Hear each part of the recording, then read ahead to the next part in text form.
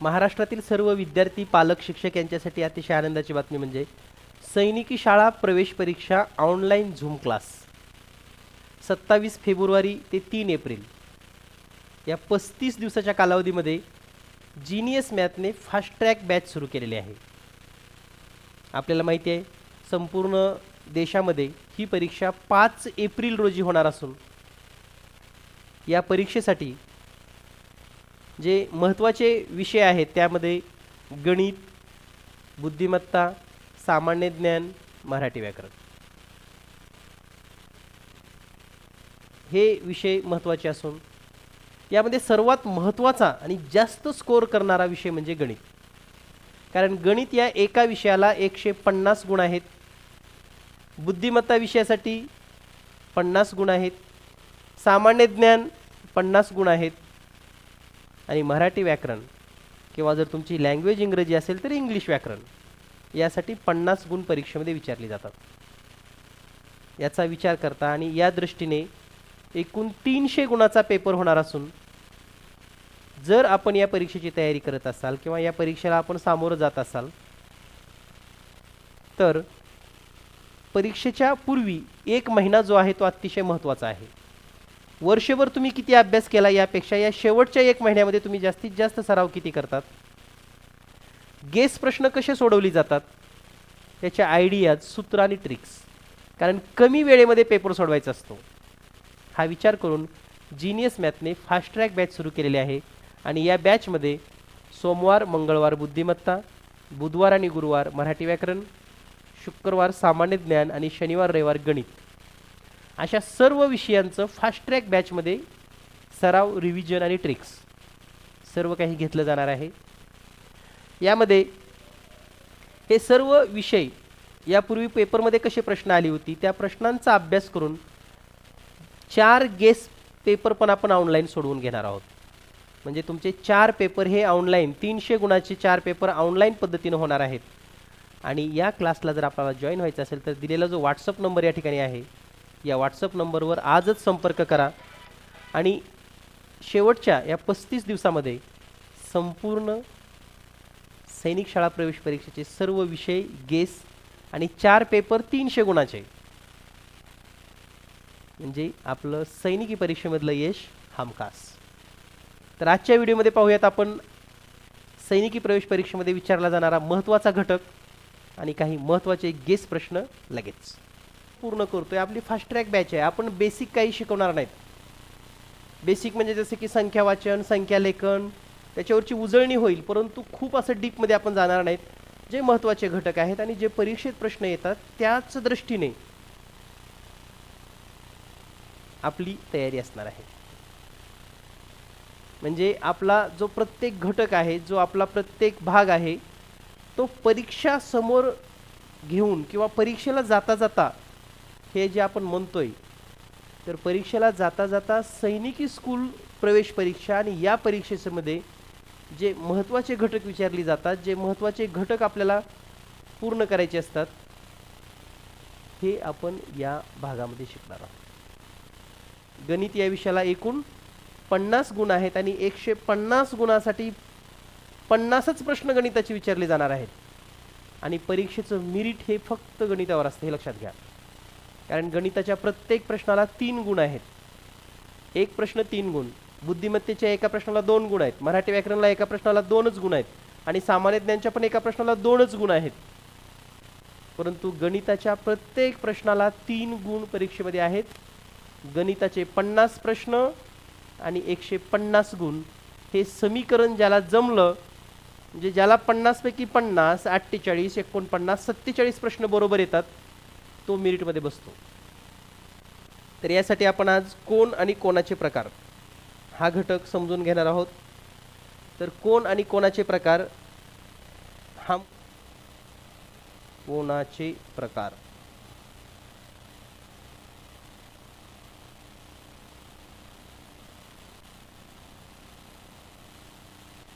तर कोण आणि कोणाचे प्रकार यामध्ये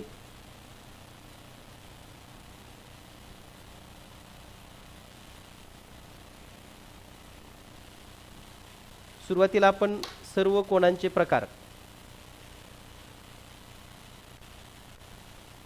उदाहरणासह या ठिकाणी समजून घेणार आहोत. तर आधी सोपे आणि पटकन लक्षात येणारे कोण पाहूयात बा. पहिला जो प्रकार आहे तो म्हणजे शून्य कोण.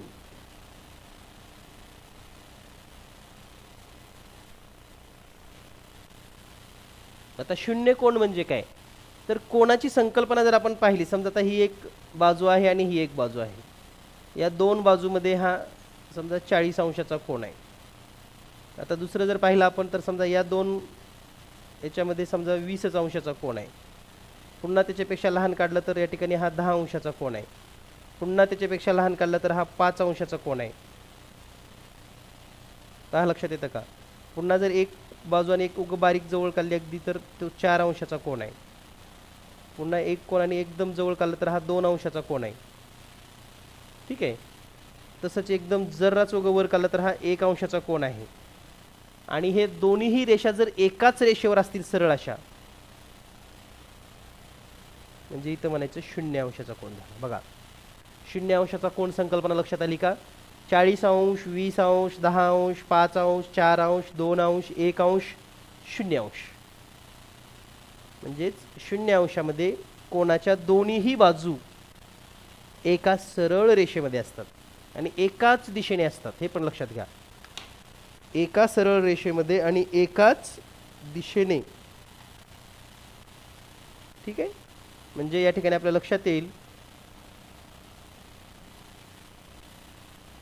शून्य कोन आणि व्याख्या जर लिहिली तर ज्या कोणाचं माप 0 अंश असतं, 0 अंश, त्याला आपण शून्य कोन असं म्हणतो. यानंतर दुसरा प्रकार आहे तो म्हणजे लघु कोन.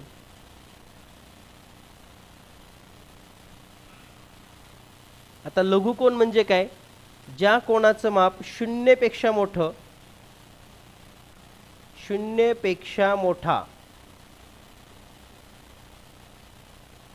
व 90 अंशापेक्षा लहान.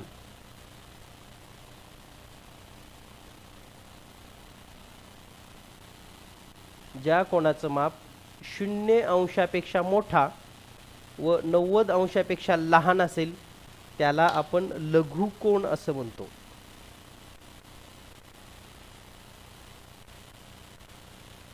पहा लघु कोन म्हणजे काय, कोणाचं माप किती असलं पाहिजे, 0 पेक्षा मोठा, म्हणजे 1 अंश असेल, 2 अंश असेल, 3 अंश असेल, 4 अंश असेल, जे काही अंश असतील.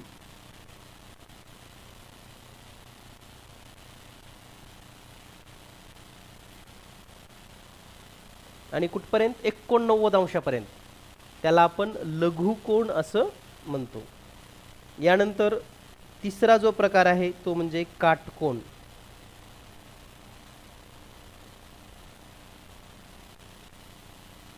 आता काटकोन म्हणजे काय, तर ज्या कोणाचं माप 90 अंश असतं, 90 अंश, त्याला आपण काटकोन असं म्हणतो. उदाहरण जर पाहिजे असेल आपल्याला तर या ठिकाणी पहा, सरळ रेषा असते अगदी अशी लंब, या ठिकाणी 90 अंशाचा कोन असतो. कधी कधी असाही उलटाही दाखवला जातो, असं काही नाही की सरळच असलं पाहिजे. इथं फक्त जर असं जर चिन्ह असेल चौरस काढल्यासारखं तर याचा अर्थ असतो 90 अंश. म्हणजे प्रत्येक वेळेस ते तुम्हाला सांगतीलच असं नाही की इथं 90 अंश आहे. आपल्याला तिथं नुसतं खून जरी केली तरी लक्षात यायला पाहिजे की हा 90 अंश आहे. म्हणजे 90 अंशाचा कोन जेव्हा आपण ड्रॉ करतो तेव्हा आपल्या लक्षात येते की 90 अंश म्हणजे काटकोन, आणि काटकोनालाच 90 अंश म्हणतात. याला लंब असंही म्हणतात. लंब म्हणजे काय, 90 अंश. त्यानंतर पुढचा प्रकार आहे विशाल कोन.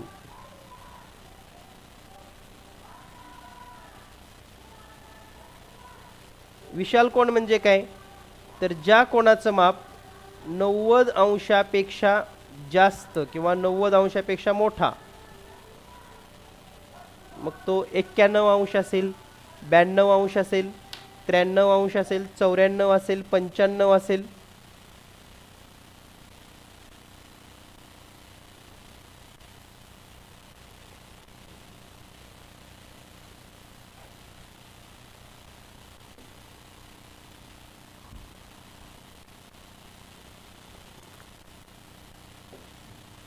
90 अंशापेक्षा मोठा व 180 अंशापेक्षा लहान.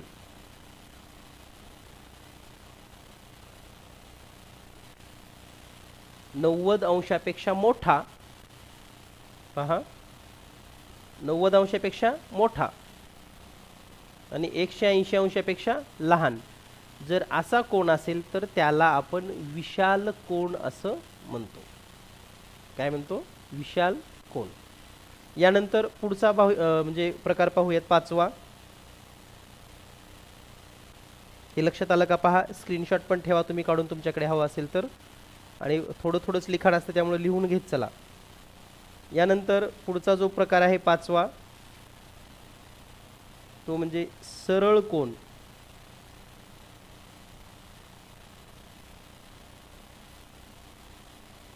आता नावावरूनच लक्षात येतं की सरळ म्हणजे काय असणार आहे? सरळ रेषा असणार आहे. तर सरळ कोनमध्ये काय होतं? एकाच, समजा हा बिंदू आहे तर एकाच सरळ रेषेमध्ये दोन बाजू असतात परंतु त्यांची दिशा ही भिन्न असते. म्हणजे हा बाण उजवीकडे तर हा बाण डावीकडे चाललाय. तर या ठिकाणी ही सरळ रेषा असेल तर इथं 180 अंशाचा कोन तयार होतो आणि यालाच सरळ कोन असं म्हणतात. म्हणजे सरळ कोनाचं माप किती असतं? 180 अंश. ठीक आहे.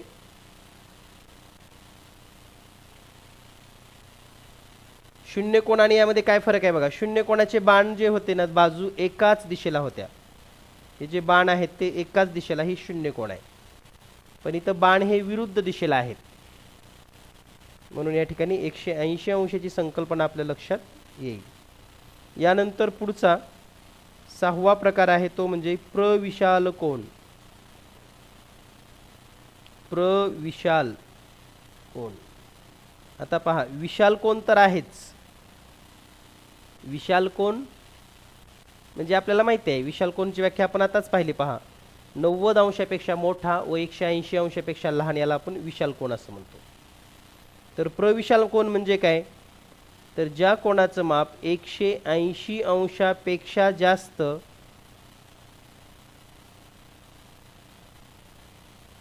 व 360 अंशापेक्षा कमी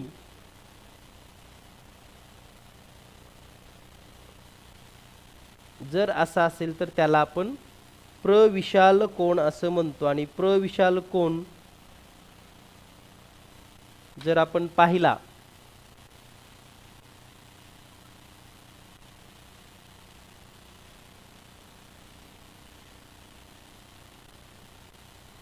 तर प्रविशाल कोनाचं माप किती असणार आहे?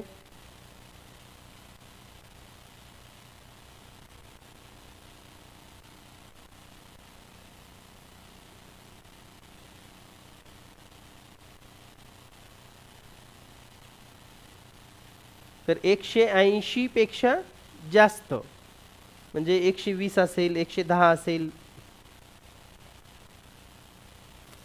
सॉरी 210 असेल, 220 असेल.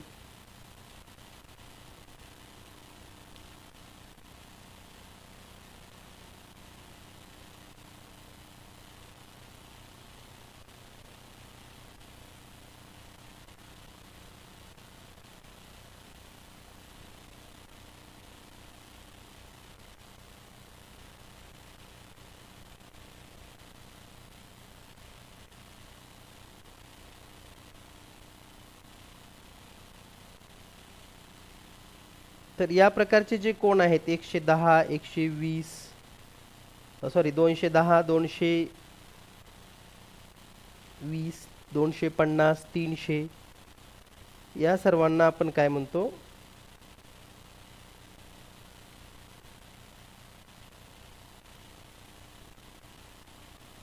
प्रविशाल कोन. आणि यानंतर जो पुढचा प्रकार आहे सातवा तो म्हणजे पूर्ण कोन. पूर्ण कोन.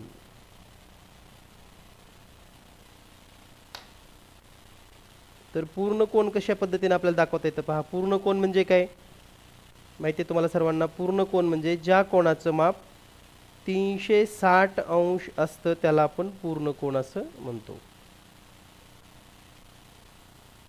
ज्या कोणाचं माप 360 अंश असेल त्याला आपण पूर्ण कोन असे म्हणतो.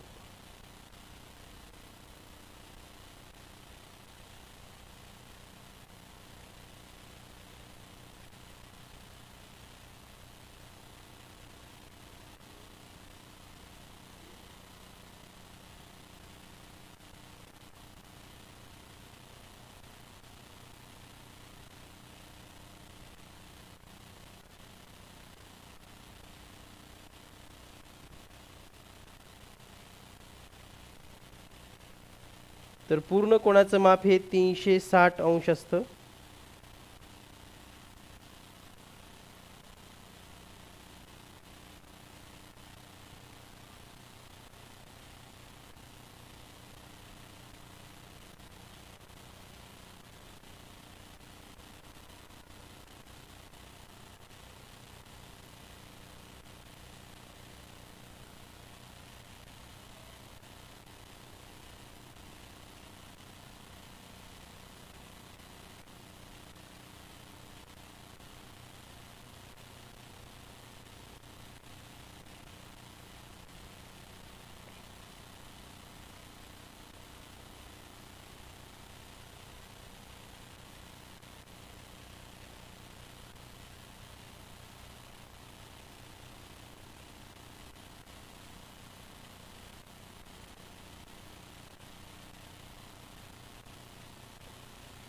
तर पूर्ण कोन पहा, दिसताना तर तो शून्यच कोन दिसतो, पण जी दुसरी बाजू असते ती पूर्ण एक असं राऊंड मारून या ठिकाणी येते अशी. याला 360 अंश असं म्हणतात.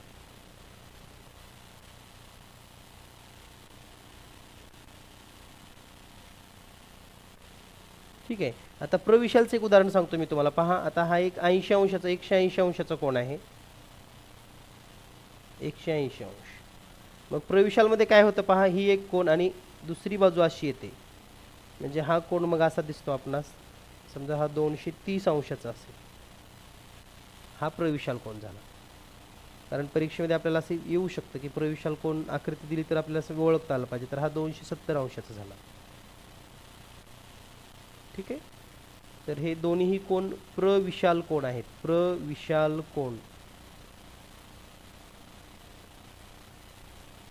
ठीक आहे. तर हा आहे सरळ कोन.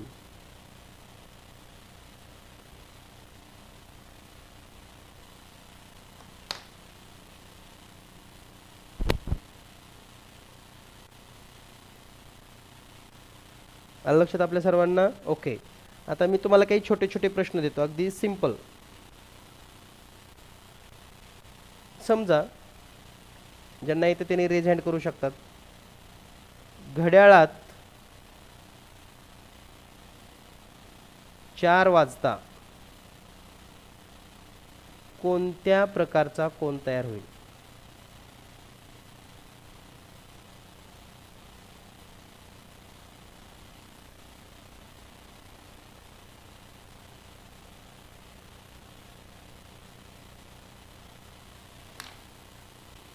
घड्याळात 4 वाजता कोणत्या प्रकारचा कोन तयार होईल?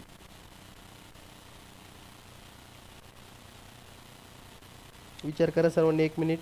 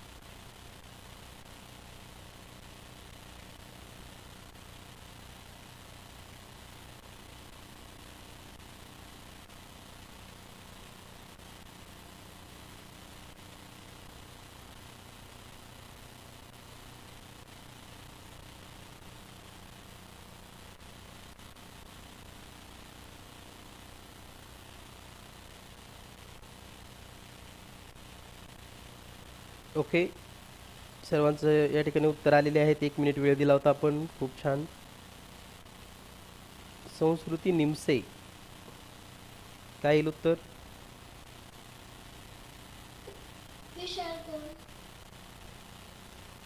विशाल कोण, बरोबर.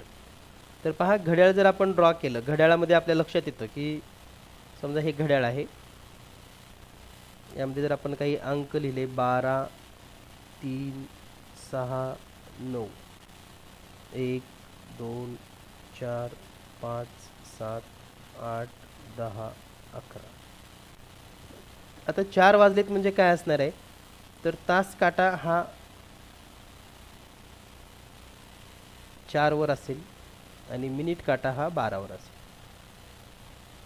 तास काटा थोडा जाड असतो, आखूड असतो, तर तो 4 वर असेल आणि मिनिट काटा हा थोडाच जाड असतो, अगदी याच्यापेक्षाही सडपातळ सेकंद काटा असतो.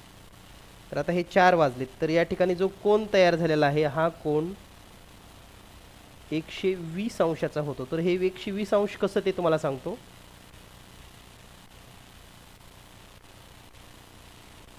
12 आणि 5 म्हणजे जर 1 वाजले असते तर इथं फक्त 30 अंशाचा कोन होतो, म्हणजे 2 अंकामध्ये 30 अंशाचा कोन होतो.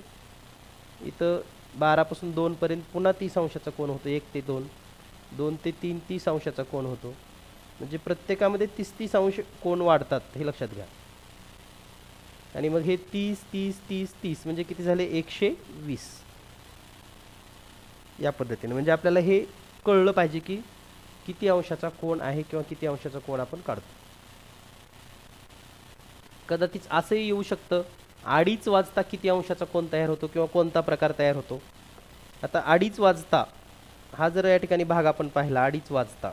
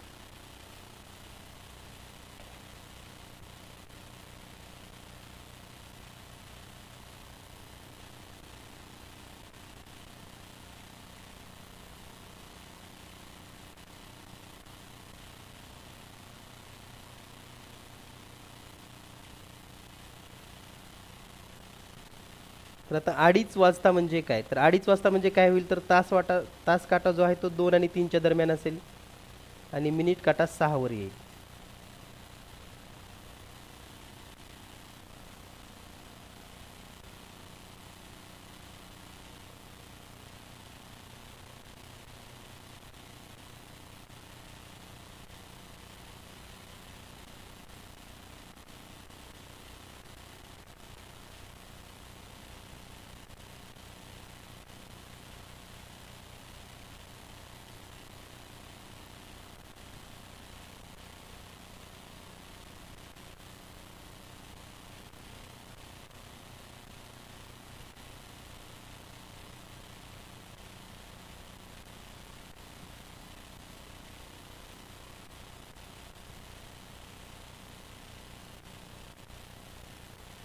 तर आता या ठिकाणी जर पाहिलं आपण 5 ते 6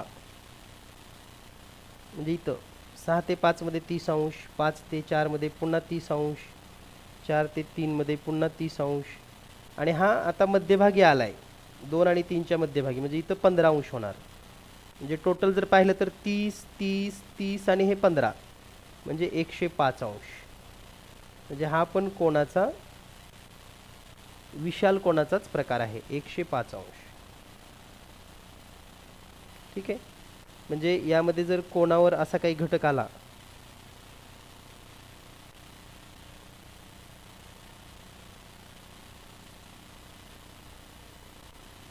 तर आपण हे प्रश्न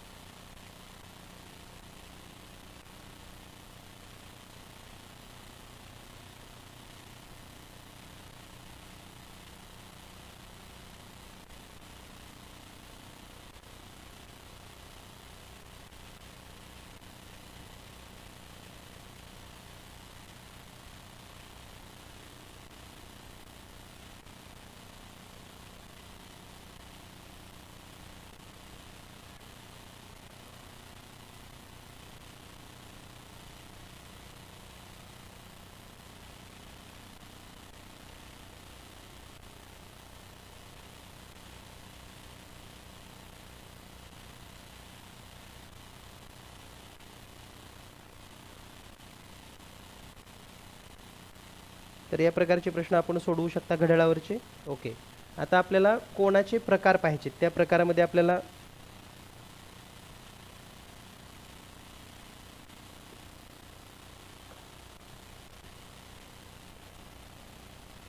कोणाचे प्रकार, त्यामध्ये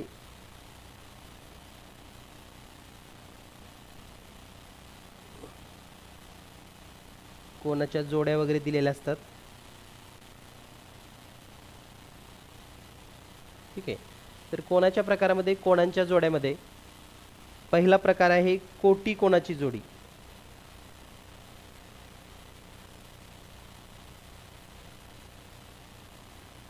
कोटी कोणाची जोडी. दुसरा प्रकार आहे पूरक कोणाची जोडी.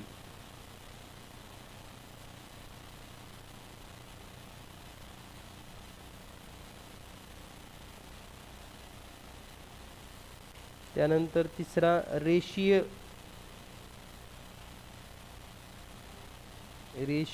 कोणाची जोडी.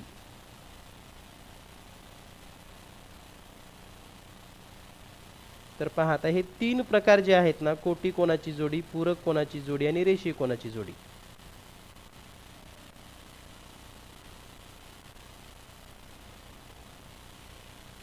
तर या नेमकं जोड्या काय आहेत किंवा याचा अर्थ काय आहे किंवा परीक्षेत यावर कसे प्रश्न असतात ते आपण या ठिकाणी समजून घेणार आहोत.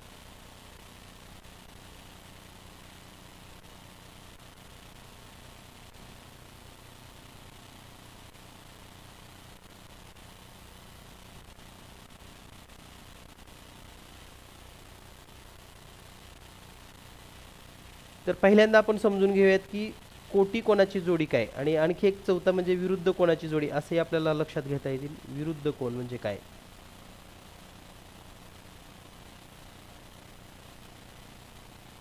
तर या घटकावर परीक्षेत प्रश्न विचारले जातात, हे लक्षात ठेवा. ठीक आहे, आता एक एक संकल्पना आपण समजून घेऊयात की रेषीय जोडीतील कोणाची जोडी म्हणजे कशी, कोटी कोणाची जोडी म्हणजे कशी, विरुद्ध कोणाची जोडी म्हणजे काय, पूरक कोणाची जोडी म्हणजे कसं ओळखायचं. तर यामधला पहिला प्रकार आहे कोटी कोणाची जोडी.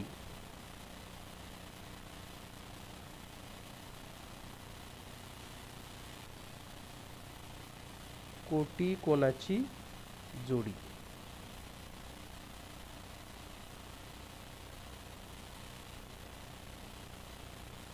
तर कोटी कोणाची जोडी म्हणजे काय पहा, ज्या दोन कोणाची बेरीज, ज्या दोन कोणांची बेरीज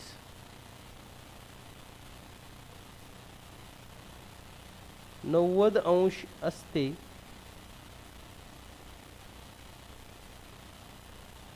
त्यांना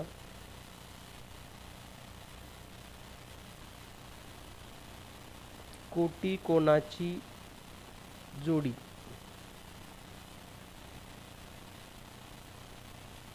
असे संबोधतात.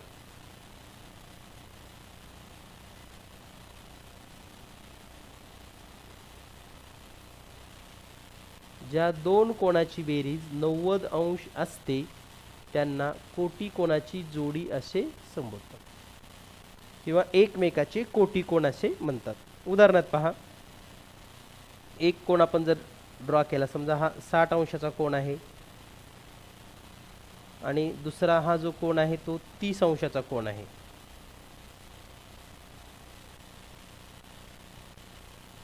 ठीक आहे, तर आता या ठिकाणी समजा हा कोण ए बी सी आहे आणि हा कोण पी क्यू आर आहे. तर कोण ए बी सी व कोण पी क्यू आर हे एकमेकांचे कोटी कोण आहेत.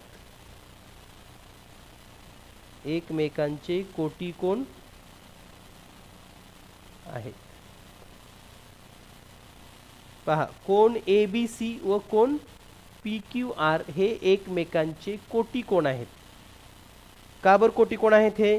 कारण यांची बेरीज 90 अंश येते.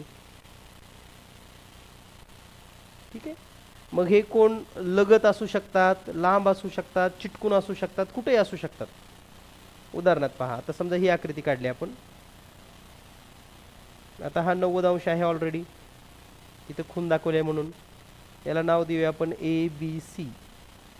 आणि आता इथून एक अशी रेष ओढली आणि इथं नाव दिलं D. आता इथे तुम्हाला दोन कोन दिसतात, ते पण या ठिकाणी तुम्हाला म्हणजे कलरमध्ये दाखवतो मी दोन कोन कोणते कोणते आहेत. समजा हा वरचा एक कोन आहे,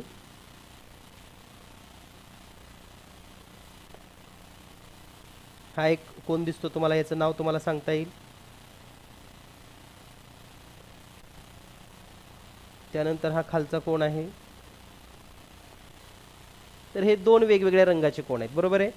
आपल्याला माहिती आहे की या दोन्हीची बेरीज 90 अंश आहे आणि म्हणून आपल्याला कोन ABD म्हणजे हा वरचा व कोन DBC म्हणजे हा खालचा हे एकमेकांचे कोटी कोण आहेत. म्हणजे आकृती दाखवून पण आपल्याला विचारू शकतात किंवा सत्य वगैरे असे विधान विचारू शकतात किंवा लघु कोण किती आहेत या ठिकाणी असंही विचारू शकतात. ठीक आहे. तर अशा पद्धतीने आपल्याला सर्व बेसिक कन्सेप्ट माहिती असेल तर यावरचा कोणताही प्रश्न सोडवता येतो. हे कोण संलग्नच असू शकतात किंवा कुठेही असू शकतात. आता समजा इथं असे दिलेत आपल्याला, बरोबर आहे. तर ते दूर दूर पण असू शकतात. समजा हा कोण इकडं आहे, हा 20 अंशाचा कोण आहे, हा 70 अंशाचा कोण आहे, तरीही हे एकमेकाचे पूरक कोण आहेत. ठीक आहे. पूरक कोण लक्षात सॉरी कोटी कोण आहेत. लक्षात आली संकल्पना कोटी कोणाची. परीक्षेत कसा प्रश्न येतो पहा. परीक्षेमध्ये प्रश्न काय असे लगेच नसतात बघा. असं पण येऊ शकतं, समजा 42 अंश मापाच्या 42 अंश कोणाच्या कोटी कोणाचे माप किती. कोटी कोणाचे माप किती. आता तुम्हाला वाटेल किती सोपा प्रश्न आहे, पण याच्यावरून आपल्याला पुढचं शिकायचं आहे म्हणून हे सोपं माहीत असणं गरजेचं आहे. तर जर तुम्हाला कोटी कोणाचं माप काढायचं असेल, कोटी कोणाचे माप, तर आपण काय करतो, 90 अंशातून कोणाचं माप वजा करतो. कोणाचे माप म्हणजेच 90 मधून 42 गेलं, खाली राहील 48 अंश. पहा संकल्पना लक्षात येते का तुमच्या. 42 अंश कोणाच्या कोटी कोणाचं माप किती. तर कोटी कोणाचं माप बरोबर 90 वजा कोणाचे माप. ठीक आहे. आता तुम्ही तोंडी सांगू शकता. आता पुढचा प्रश्न पहा. 25 अंश कोणाच्या कोटी कोणाचं माप किती.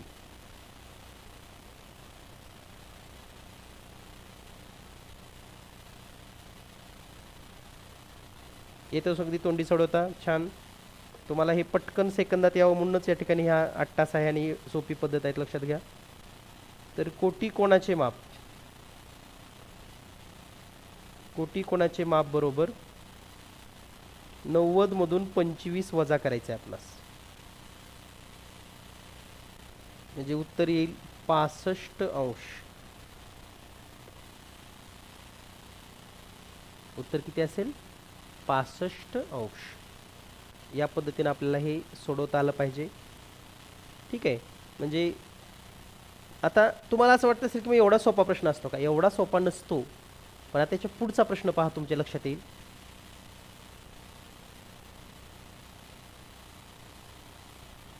(40+x) अंश कोणाचा कोटी कोणाचे माप किती. कोटी कोणाचे माप किती अंश असेल.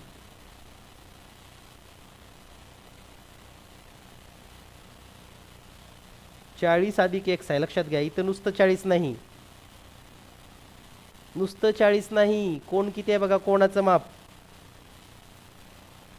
40+x आहे.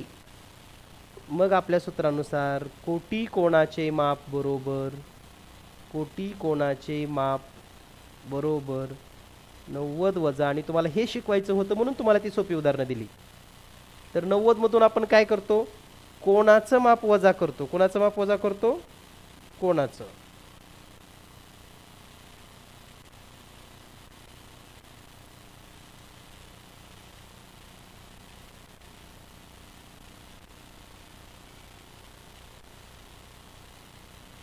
ठीक आहे. तर या ठिकाणी काय करावं लागेल मग आता 40 अधिक x हे वजा करावं लागणार आहे. म्हणजे आपल्याला असं लिहावं लागेल 90. आता हे जर वजा असेल आणि वजानं जर कंसात गुणलं तर प्रत्येकाचं चिन्ह बदलतं, म्हणजे वजा 40 आणि वजा x. आता 90 मधून 40 गेले, किती राहिले 50 आणि हे वजा x. तर हे त्याचं उत्तर असणार आहे. लक्षात घ्या, हा प्रश्न बऱ्याच विद्यार्थ्यांना येत नव्हता. यापूर्वीचे येतात मला माहिती आहे, पण जे येतात ते आधी शिकवायचं असतं आणि मग जे येत नाही ते जोडायचं असतं. लक्षात घ्या, म्हणजे गणित शिकण्याची गंमत अशी आहे, आपण काय करतो, सोपं दुर्लक्ष करतो आणि अवघड शिकायला जातो. पण अवघड शिकायच्या आधी सोपं आलं पाहिजे याची गॅरंटी आपल्याला असली पाहिजे. आणि म्हणून बऱ्याच विद्यार्थ्यांना हे सांगताच आलं नाही, आताच्या प्रश्न सोडवता आला नाही. का सोडवता आलं नाही? कारण x अधिक x म्हणजे 40 अधिक x कोणाचं माप होतं ना, त्यामुळे कोटी कोणाचं काढताना त्यांना कन्फ्युजन झालं. ठीक आहे, आता क्लिअर झालं. ओके, आता पुढचा प्रश्न तुम्ही सोडवून दाखवा, तुम्हाला मी पर्याय पण देतो. एका कोणाचे माप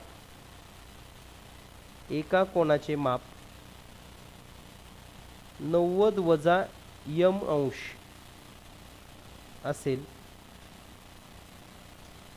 तर त्याच्या कोटी कोणाचे माप किती? कोटी कोणाचे माप किती अंश असेल?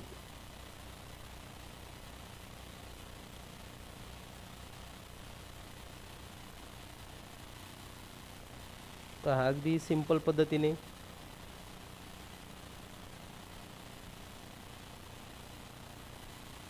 एका कोणाचे माप 90 वजा m अंश असेल तर त्याच्या कोटी कोणाचे माप किती अंश असेल?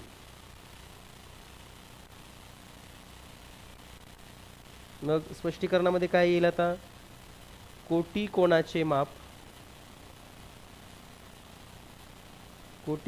माप बरोबर सूत्र काय आपलं, 90 मधून कोणाचं वजा करायचं, काय का असणं आपल्याला काय देणं घेणं नाही. ठीक आहे, मग या ठिकाणी 90. आता हे वजा म्हणजे काय होईल, कंसातल्या प्रत्येकाचं चिन्ह बदलतं असं तुम्हाला मग सांगितलंय मी. म्हणजे काय होईल इथं, वजा 90 आणि अधिक m. आता 90 मधून 90 गेले, 0 राहिलं, म्हणजे राहिलं किती मग शिल्लक m अंश. म्हणजे कोटी कोणाचं माप असेल m अंश.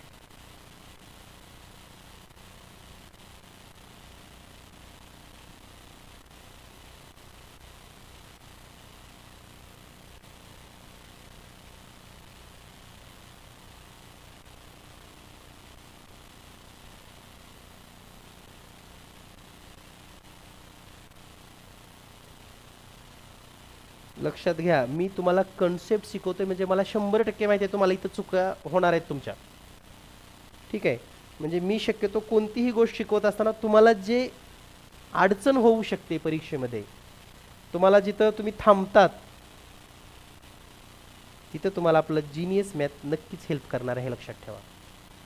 आणि म्हणून हा जरी 35 दिवसाची फास्ट ट्रॅक बॅच असली, आपण 35 दिवस असं म्हणतोय, पण ह्या प्रत्येक 35 दिवसामध्ये तुम्हाला दररोजचे 3 प्रश्न नवीन प्रकारचे शिकायला मिळणार आहेत आणि किमान 105 प्रश्न वेगवेगळ्या पद्धतीची अगदी गेस प्रश्नासहित माहीत होणार आहेत. ठीक आहे, आता आपण पुढचा कन्सेप्ट शिकूयात. हे कोटी कोणाचं कळालं सर्वांना? याचा स्क्रीनशॉट हवा असेल तर घेऊन ठेवा तुमच्याकडे, लिहिला असेल तर अतिशय उत्तम, कारण आपण काही स्क्रीनशॉट बघून अभ्यास करत नाही, वहीमध्ये वहीत असलेलंच आपण बघून अभ्यास करतो. आता यानंतर दुसरा जो प्रकार आहे तो म्हणजे रेषीय जोडीतील कोन. रेषीय जोडीतील कोन किंवा कोणाची जोडी. ठीक आहे, तर रेषीय जोडीतील कोन म्हणजे काय पहा, ज्या दोन कोणाची बेरीज, ज्या दोन कोणांची बेरीज 180 अंश असते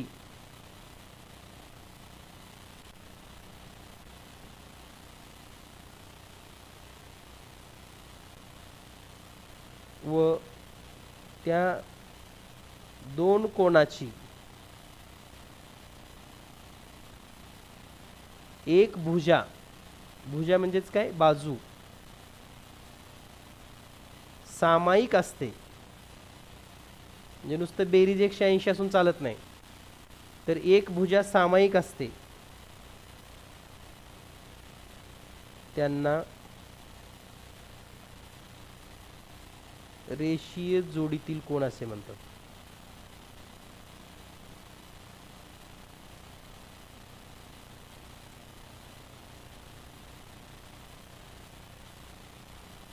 तर आपण याचं उदाहरण पाहूयात. रेषीय जोडीतील कोण. तर सरळ रेषा जर आपण असं काढली तर ही एक रेषा आहे आणि इथून जर आता एक रेषा कुठेही वडा तुम्ही अशी, आता पूर्ण आपल्याला माहिती आहे हे सर्व माप किती असतं टोटल 180.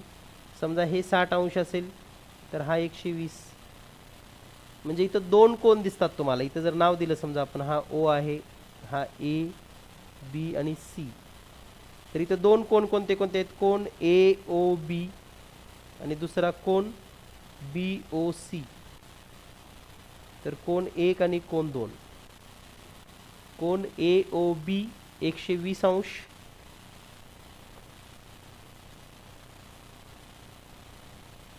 कोण बी ओ सी 60 अंश, कोण ए ओ बी 120 अंश, कोण बी ओ सी 60 अंश. म्हणजे या पद्धतीने आपल्या लक्षात येतं की हे जे दोन कोण आहेत आपल्याकडे दिलेले, वेगवेगळी या ठिकाणी कलरमध्ये दाखवलेत, हे एकाच रेषेवर आहेत. लक्षात घ्या, एकाच रेषेवर हा शब्द खूप महत्त्वाचा आहे, तरच हे रेषीय जोडीतील कोण आहेत. हे जर बाजूला असतील समजा, असं उदाहरणात दाखवतो तुम्हाला मी. समजा हा कोण आहे 110 अंशाचा आणि हा दुसरा कोण आहे 70 अंशाचा. समजा याचं नाव आहे ए बी सी, याचं नाव आहे पी क्यू आर. तर यांची बेरीज 180ची येते. लक्षात घ्या, 110 अधिक 70 180. पण हे रेषीय जोडीतील कोण नाहीत. रेषीय जोडीतील कोण नाहीत हे लक्षात ठेवा. का बरं नाहीत रेषीय जोडीतील?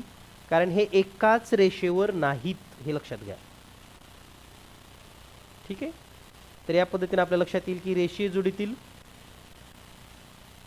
कोणाची बेरीज किती असते, 180 अंश. आता मग उदाहरण पाहूयात आपण असंच.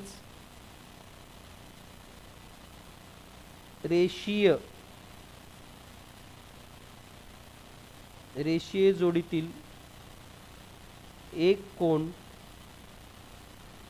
45 अंशाचा असेल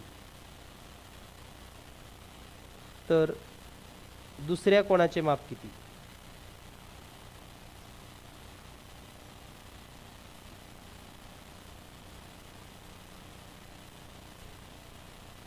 ठीक आहे. आता हा प्रश्न सर्वांना सोडवता येतो आणि सर्वांना सोडवता यावा म्हणूनच दिलेला असतो. तर दुसरा रेषीय जोडीतील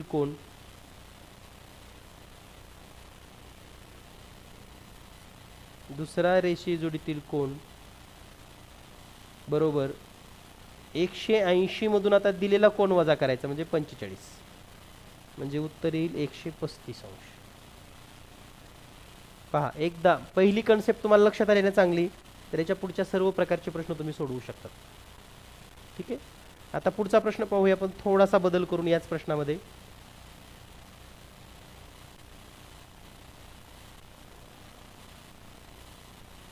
रेषीय जोडीतील एक कोण आहे 90 अधिक यम अंश. तर दुसरा कोण शोधा.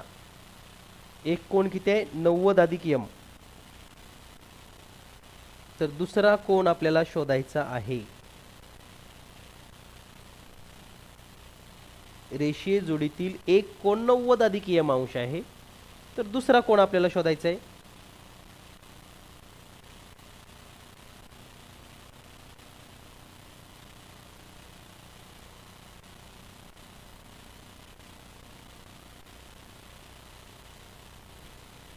तर या ठिकाणी आपण पाहू शकतात दुसरा कोण शोधायचा असला तर 180 मधून जो दिलेला कोण आहे तो वजा करावा लागेल, म्हणजे कोणता 90 अधिक यम.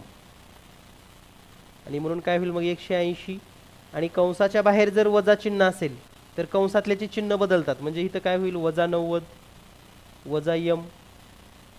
मग 180 मधून 90 गेलं किती राहिलं 90 वजा यम कंस बंद. यमला विसरू नका, त्याच्यासोबत एक्स यम किंवा असं जे दिलेलं असतं ना ते जाणीवपूर्वक तुम्हाला शिकवण्यासाठीच दिलेलं असतं की असे प्रश्न असतात परीक्षेमध्ये.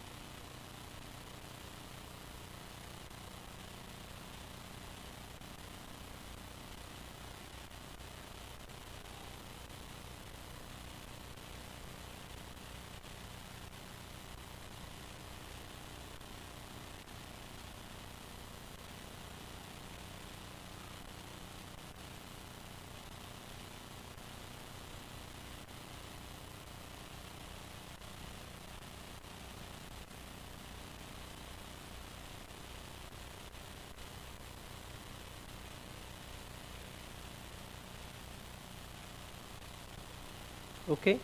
यानंतर आपल्याला पुढचा प्रकार पाहायचा आहे तो म्हणजे पूरक कोणाची जोडी. पूरक कोणाची जोडी. तर पूरक कोणाची जोडीची व्याख्या पहा काय आहे. ज्या दोन कोणाची बेरीज 180 अंश असते, ज्या दोन कोणांची बेरीज 180 अंश असते त्यांना एकमेकांचे पूरक कोण असे म्हणतात. पहा लक्षात घ्या, ज्या दोन कोणाची बेरीज 180 अंश असते त्यांना एकमेकाचे पूरक कोण असे म्हणतात. म्हणजेच समजा आपण आकृतीमध्ये आता वेगवेगळे कोण दाखवू शकता. समजा हा आहे 80 अंशाचा कोण आणि हा आहे 100 अंशाचा कोण.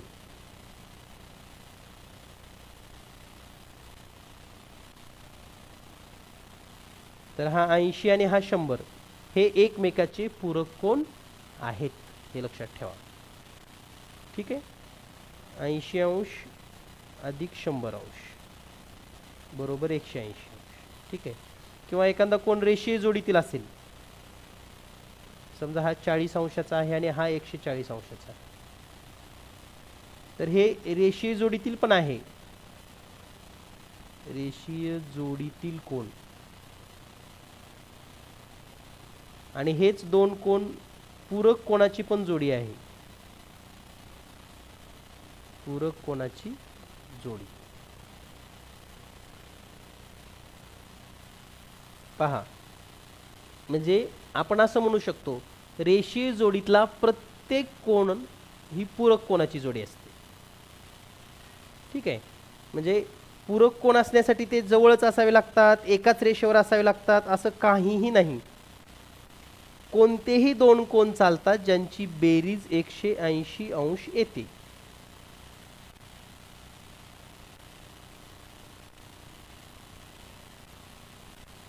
कोणतेही दोन कोण चालतात त्यांचे बेरीज किती येते 180 अंश.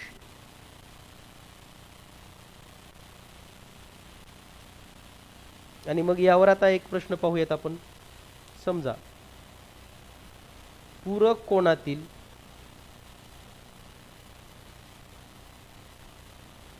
एका कोणाचे माप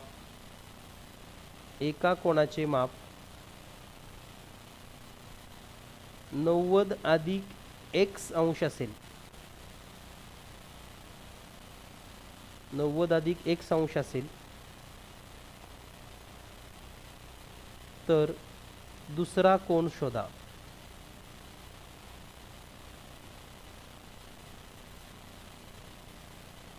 विचार करून उत्तर देत चला. पटशिरी तुम्ही काहीतरी लिहितात बघा. एक कोन 90 अधिक x अंशाचा आहे, तर दुसरा कोन किती अंशाचा?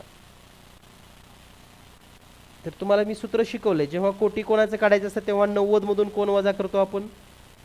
जेव्हा पूरक कोणाचं काढायचं तेव्हा 180 मधून वजा करावा लागतो.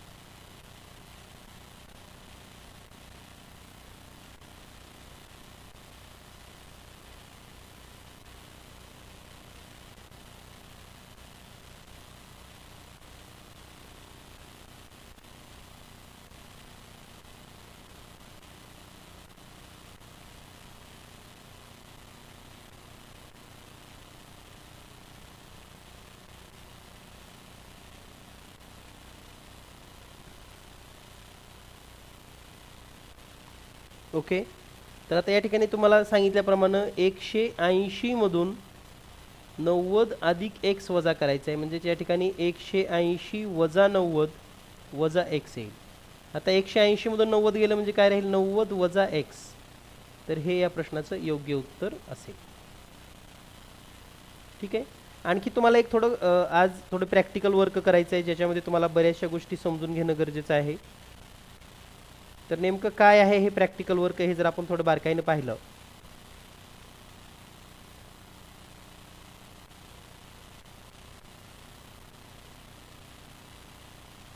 तर या प्रॅक्टिकल वर्कमध्ये समजा तुम्ही एक कोन घेतलात. कोनाचे माप समजा 50 अंश आहे. ओके. त्यानंतर कोटी कोणाचं माप किती येईल? कोटी कोणाचे माप तर ते येईल 40 अंश. त्यानंतर मग पूरक कोणाचं माप किती असेल?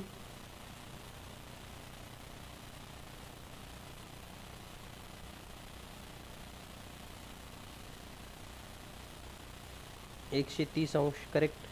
हे कसं काढलं बघा, कोटी कोणाचं कसं काढलं तर 90 मधून 50 वजा केलं, 40 अंश राहिलं. पूरक कोणाचं कसं काढलं? 180 मधून 50 वजा करा, 30 अंश राहिलं. म्हणजे एका कोणाचा आपण घेतलं. आता गुणोत्तर काढायचं आहे आपल्याला. कोणाचे माप छेदामध्ये कोटी कोणाचे माप.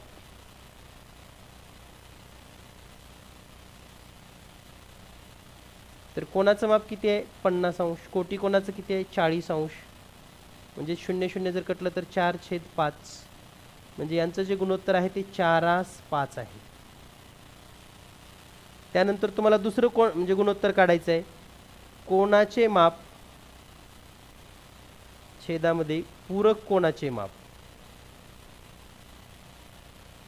आता कोणाचं माप किती आहे 50 अंश, पूरक कोणाचं किती आहे 130 अंश, म्हणजे उत्तर येईल 513, म्हणजे गुणोत्तर येईल 513. आता याच ठिकाणी कोटी कोणाचं माप आणि छेदामध्ये पूरक कोणाचं माप, म्हणजेच किती येणार आहे 40/130, म्हणजे गुणोत्तर येईल 413. तर एक कोण जर तुम्ही घेतला असा एक कोण, तर त्याचं हे सगळं करून बघायचं आहे आपल्याला. या किमान असे तुम्हाला एक आज 10 गणितं सोडवायची आहेत, 10 गणितं सराव करायचा आहे. काय काय सराव करायचा आहे? कुठल्याही कोणाचं माप घ्या तुम्ही, समजा 20 अंश घेतलं, त्याचा कोटी कोण लिहा, त्याचा पूरक कोण लिहा. त्यानंतर 3 गुणोत्तर तुम्हाला शोधायची, 1 2 आणि हे 3. पहिल्या गुणोत्तरामध्ये कोणाचं माप, छेदामध्ये कोटी कोणाचं माप. दुसऱ्यामध्ये कोणाचं माप, पूरक कोणाचं माप, कोटी कोणाचं माप, पूरक कोणाचं माप. हे का गरजेचं आहे, तर यावर परीक्षेमध्ये कसे प्रश्न येतात आणि याचा फायदा काय होणार आहे आपल्याला हे लक्षात घ्या. तर परीक्षेमध्ये जेव्हा तुम्ही हा प्रश्न सोडवणार आहात,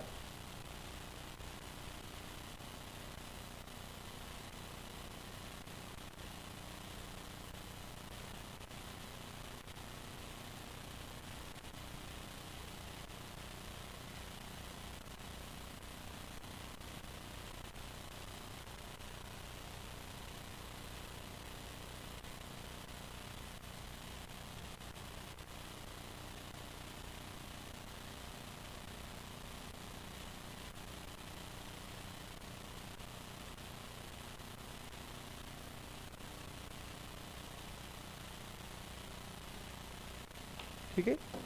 तर आता एक प्रश्न मी तुम्हाला सांगतो कसा असतो परीक्षेमध्ये. समजा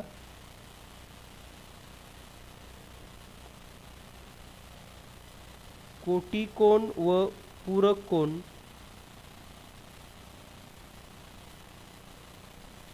यांचे गुणोत्तर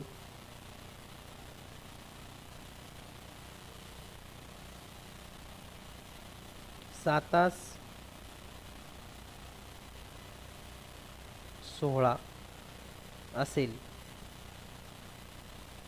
तर कोणाचे माप किती?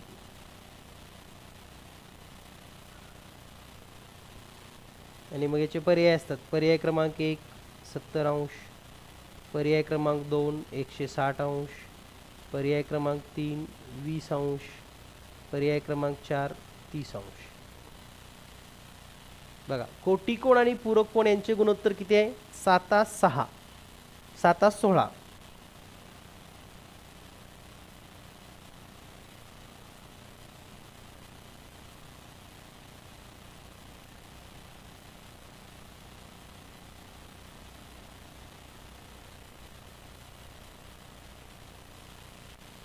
ठीक आहे. आता आपल्याला कोणाचं माप विचारले ना, तर हा प्रश्न तुम्हाला न सोडवता पर्यायाचा वापर करून कसा सोडवायचा ते शिकवतो. तर आपल्याला कोणाचं माप, समजा कोणाचं माप 70 आहे, तर त्याचा कोटी कोण किती होईल? मग कोटी कोण बरोबर 20 अंश आणि पूरक कोण किती होईल? 110 अंश. याचं गुणोत्तर किती येईल? तर गुणोत्तर येईल 2/11, म्हणजे 0 0 कटेल आणि गुणोत्तर येईल 2/11. बरं, दुसरा पर्याय घेतला 160 अंश. आता 160 अंशाचं तर कोटी कोण लिहिताच येत नाही, म्हणजे हा तर पर्याय चुकीचाच आहे, पहिला पण चुकीचा निघाला. तिसरा चेक करूयात. कोणाचं माप 20 अंश आहे, कोटी कोण काढा, तर कोटी कोण येतो 70 अंश आणि पूरक कोण किती येतो? 180 मधून 20 वजा करा, 160 अंश. आणि याचं जर गुणोत्तर आपण पाहिलं तर ते गुणोत्तर येतं 7/16. किती येतं गुणोत्तर? 7/16. म्हणजे हे आपल्या गणिताला मॅच होतं, म्हणून हा पर्याय बरोबर आहे. आणि म्हणून तुम्हाला जे प्रॅक्टिकल वर्क करायचं आहे, प्रॅक्टिकल वर्क जे म्हणजे तुम्हाला मी सांगितलं इथं, कोणाचं माप 1 घ्या, त्याचा कोटी कोण काढा, पूरक कोण काढा, त्यांचे गुणोत्तर शोधा. याचा स्क्रीनशॉट काढा आणि असे 10 गणितं सराव करायचे. कोणाचं माप तुम्हाला पाहिजे तेवढं घेऊ शकतात. 10 अंश, 15 अंश, 20 अंश, 40 अंश, 45 अंश, 55 अंश, 70 अंश, 60 अंश, काय जे तुम्हाला घ्यायचं आहे ते घ्या. ठीक आहे. तर या पद्धतीनं सर्व प्रश्न सोडवून घ्या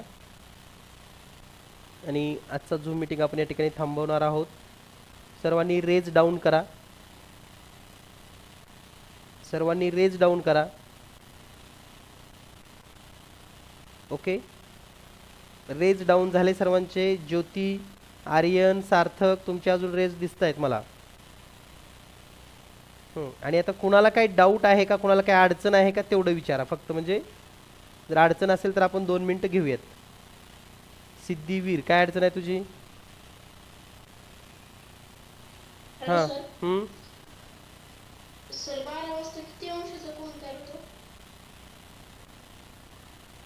असे संदिग्ध प्रश्न परीक्षेत विचारली जात नाहीत, कारण तिथं 0 अंशाचाच कोण तयार होतो पहिल्यांदा तर. आणि जर काटा फिरून आला तर मग एक 360 अंशाचा होतो. त्यामुळे असे 2-2 उत्तर असणारे प्रश्न येत नाहीत परीक्षेला बाळा. श्वेता बेंद्रे, काय अडचण आहे?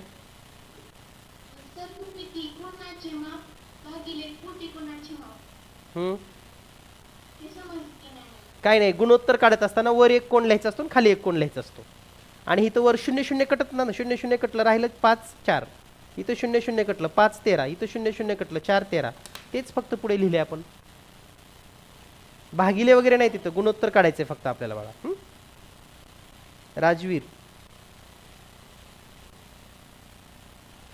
सर तुम्ही मराठीतच शिकवणार आहे का? हो. मला मराठी नाही समजत. पण आपण तर इंग्लिशमध्ये सांगणार आहे असं काही बोललो नव्हतो ना बाळा. तुला काही नाही समजत असलं एखादा पॉईंट तर विचारत जा मला.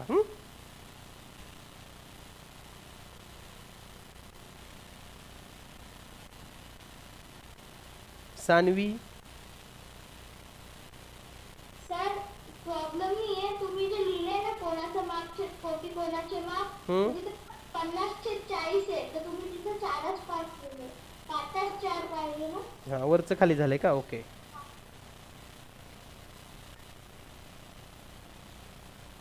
40 50/4 40. ओके, म्हणजे 5/4.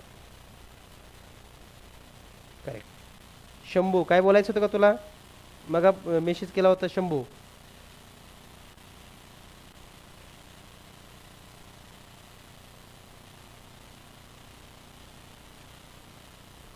त्यानंतर इथं कुणी रिनेम करायला शिका ना. कुणी लिंक जशाला तशी जर ठेवत असलं तर आम्ही काय नाव घ्यायचं तुमचं? रिनेम करा, स्वतःचं नाव लिहायला शिका, तर आम्हाला तुमचं नाव कळणार आहे काय आहे. कोण नाही हे लिंक लिहिलेलं, स्वतःची लिंक लिहिले फक्त इथं नावाच्या ठिकाणी. आणि रेज हँड करताना दिसतं की तुम्हाला तुमचं नाव काय दिसायला लागले वगैरे. आर्यन, काय अडचण आहे तुझी? मग रेज हँड करू नका ना उगं. मी आधीच सांगितलं होतं की रेज हँड डाऊन करून घ्या म्हणून. लिंकवाले कोण आहेत हे बोला.